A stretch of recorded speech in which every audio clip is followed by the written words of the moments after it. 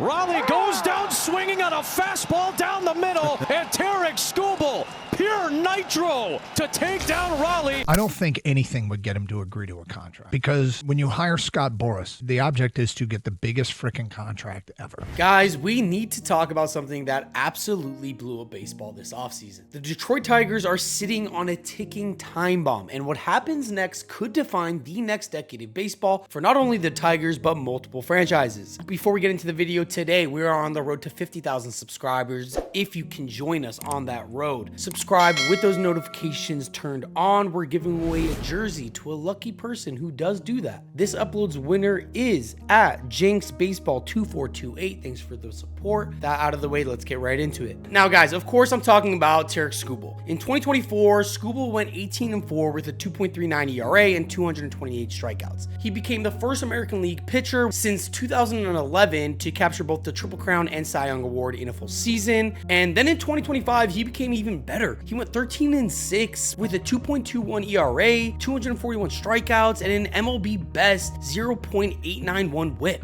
The guy struck out 32.5% of all batters he faced. That was the best in baseball. You could legitimately argue that Skubal's changeup and four-seam fastball are the best pitches in baseball by a significant margin. And in the playoffs, in Game 1 of the AL Wildcard Series against the Guardians, Skubal tied a Tigers playoff record with 14 strikeouts. Then in Game 5 of the ALDS against the Mariners, he broke a winner-take-all postseason record with 13 strikeouts. In that same game, he set a record for most strikeouts in a row in a postseason game with 7 straight. We're obviously talking about a generational talent when we're talking about Tarik Skubal, and we all already know that. But I'm just prefacing the video by saying all this. So why on earth would the Tigers even consider trading him? Well, it's these 3 simple words that strike fear into every single small market team in baseball: Scott Boras client. So let's talk about Scott Boras for a second. Scott Boras is the most powerful agent in baseball history. He manages almost $4 billion in active playing contracts. And here's the thing about Boras. He has a very specific playbook. Is there any deal that you would sign prior to free agency? When you choose Scott Boras as your agent, the answer is absolutely none, unless you overpay to the point of night sweats. His clients rarely, and I mean rarely, sign team-friendly extensions when they're close to free agency. And why would they? Because Boras knows that if he can get this guy to the open market, he can start a bidding war that'll blow any extension out of the water. I mean, last winter alone, Boras secured Juan Soto's record-shattering 15-year, $765 million contract with the Mets. He got Blake Snell a 5-year, $180+ million with the Dodgers. He negotiated 9 of the 23 MLB contracts that have exceeded $200 million.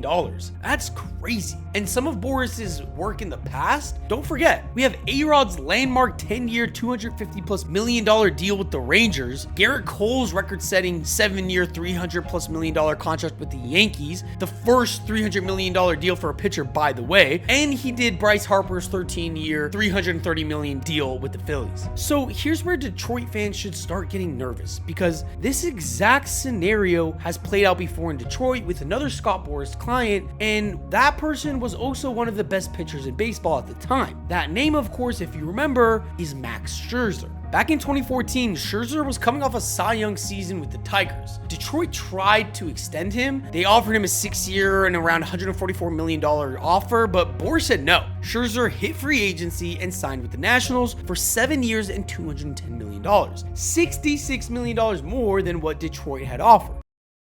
So where do things stand now with Skubal? Skubal is entering his final year of arbitration in 2026. After that, he's a free agent. John Heyman reported in October that Skubal could seek a deal at least $400 million when he hits the open market. And honestly, he might actually get it. Think about it. Garrett Cole got $324 million when he was 29 years old with some injury history. Skubal will be 30 when he hits free agency, but he's coming off back-to-back Cy Young seasons. And he's also left-handed, by the way, which teams usually pay a premium for, and he's showing no signs of slowing down. So you could argue he keeps finding new peak after new peak. How on earth do you strike out 34 batters in 3 playoff games while tossing 103 miles an hour when you're 100 pitches deep? I mean, guy's a dog.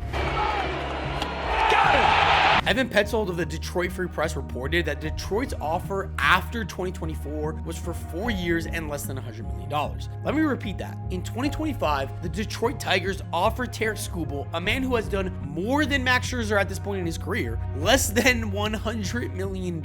Now, before I continue, I just want to make something very clear. Does Scott Boras hold his clients hostage in order to make the most money possible? Yes. But if the Detroit Tigers really wanted to pay Skubal, could they? Yes, 100%. Yes. The Tigers of the early 2010s were spending crazy money, and it paid off with how the team performed. So what has changed? Why did the Tigers stop spending money from then to now?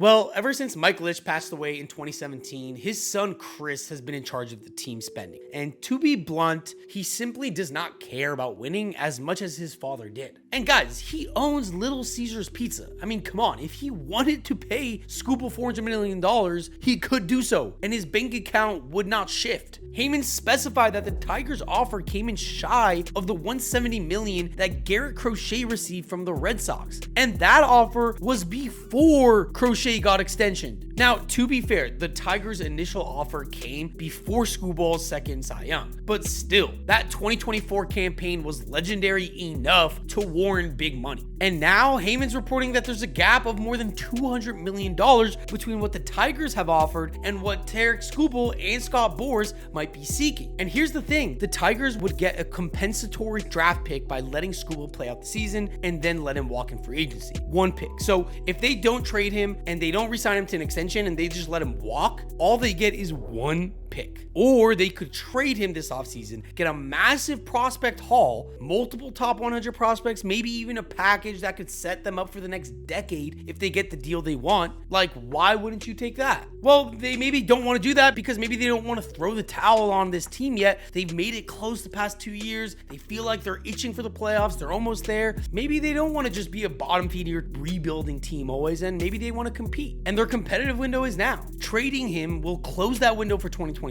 Keeping him means 1 more year to compete, but you risk losing him for a comp pick if you can't sign him or trade him by next year's deadline. So it's really a bad situation for the Tigers no matter how you look at it. Now that we're done talking about how the Tigers are feeling with the situation, let's talk about who's actually in the mix for Skubal if the Tigers decide to pull the trigger. ESPN's Jeff Passan and Kylie McDaniel list the Yankees, Dodgers, Orioles, Red Sox, and Giants as the primary team fits for Skubal. The Athletics' Jim Bowden also connected the Blue Jays and Giants to Skubal as well, noting these are big market teams with strong farm systems and the financial wherewithal to sign Skubal long term. So first off, let's just start with the Yankees. Like, guys, if Skubal signed with the Yankees, we got Skubal, Cole, Max Fried, Rodon, Cam Schlittler, maybe even Tatsuya Imae. I mean, like, that pitching would be absolutely insane. But with the new ownership the Yankees have and Hal Steinbrenner pinching pennies, I honestly am just not gung-ho on the Yankees making any crazy moves these days. So let's move on from the Yankees. Now we got the New York Mets, who honestly, they are on a spending spree. You got Steve Cohen, who's proven he's going to do whatever it takes. If he wants Skubal, he's going to get Skubal. The Mets have both the prospect capital and the financial muscle to blow everyone else out of the water. And honestly, I wouldn't be too shocked if the Mets are the favorites as of now. Then you have the Baltimore Orioles. Passan lists them as a fit, and it does make sense. Baltimore has one of the best farm systems in baseball. They're trying to win now with their young core of Adley Rutschman, Gunnar Henderson, Jackson Holliday, and adding Skubal to that mix could make them a favorite in the East. But let's be honest, this is more than a wild card. Like, if they weren't willing to pay Corbin Burns, then what makes Jeff Passan think that they're going to be willing to pay Tarik Skubal? Now, the Giants obviously have swung and missed multiple times on big name free agents recently with Shohei Ohtani, Aaron Judge, Juan Soto. So I'm sure they're going to swing, but I'm also pretty sure they're going to miss with this one as well. I don't see Skubal going to the Giants. The Red Sox are intriguing though, because they have been making crazy amount of moves to get back on top, and they do have a lot of trade capital in the form of outfielders. And after missing out on Juan Soto last season, I wouldn't be too shocked if the Red Sox try to form a Crochet Skubal led rotation, which honestly would be the most devastating 1-2 punch in the entire baseball. The only question left is, are the Red Sox willing to pay the big bucks?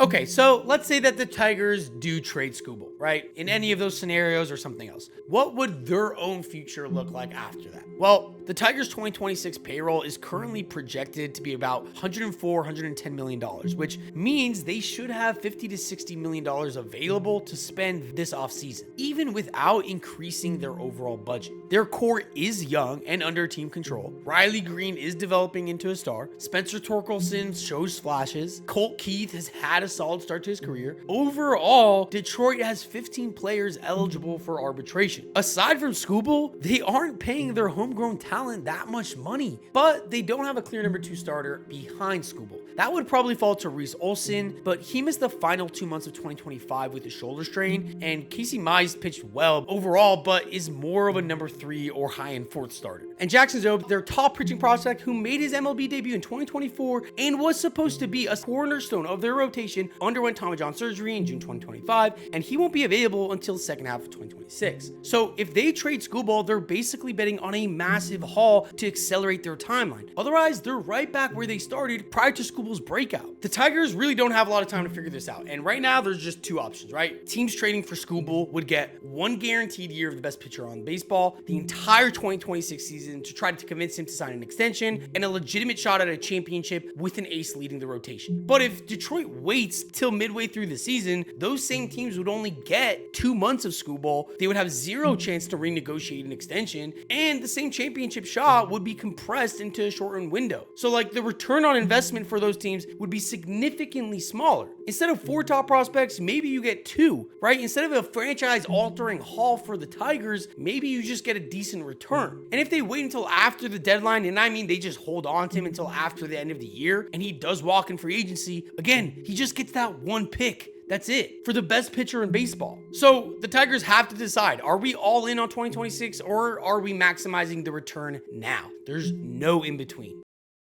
All right, guys, here's where we are. This is my honest take on the situation. They need to keep him for 2026. And I know what you guys are saying. It's a bit of a ridiculous take. Like, there's way too much risk. They're not even going to win the World Series, a lot of people would say. Just go out, trade him, get a haul, right? And also, we've seen this happen before. A team thinks they have a chance. They keep a player. They get nothing. It happened to the Angels with Shohei Ohtani. They got screwed. But hear me out. The Tigers are a little bit different. They have made the playoffs 2 years in a row. They do have a young core that's maturing. They have money to spend. They have experience. Jackson Jobe should be back in the second half of 2026. They have prospects coming. This isn't a rebuilding team. This is a team on the verge of being a true contender. And 1 year of Tarik Skubal might be worth more than 4 prospects who might or might not pan out. Because guys, remember, prospects are just like lottery tickets. Some hit, most don't. I mean, even the best prospects bust sometimes. Look at the Mookie Betts trade. Literally all of the players the Red Sox got back were either average or straight up busts. But with Skubal, you have a sure thing. You have the best pitcher in baseball right now, not in 3 years. So my advice to Scott Harris would be this. Keep Skubal. Spend that $50, $60 million in upgrades around him. Shore up your rotation. Get something in the bullpen. Add another bat to the lineup. And if he walks in free agency, at least you tried. And in the process, you showed commitment to star talent on your team. That sets a good precedent for your future, in my opinion. But either way, that's where the Tigers are. Are you going all in on winning, or are they okay being a development system for richer teams? So what do you guys think? Should the Tigers trade Skubal or keep them for one more run? Which team makes the most sense do you guys think as a landing spot? And what would you give up if you were a GM of a team trying to get Skubal? Let me know in the comments below. Appreciate all of the love. I'll see you guys on the next one.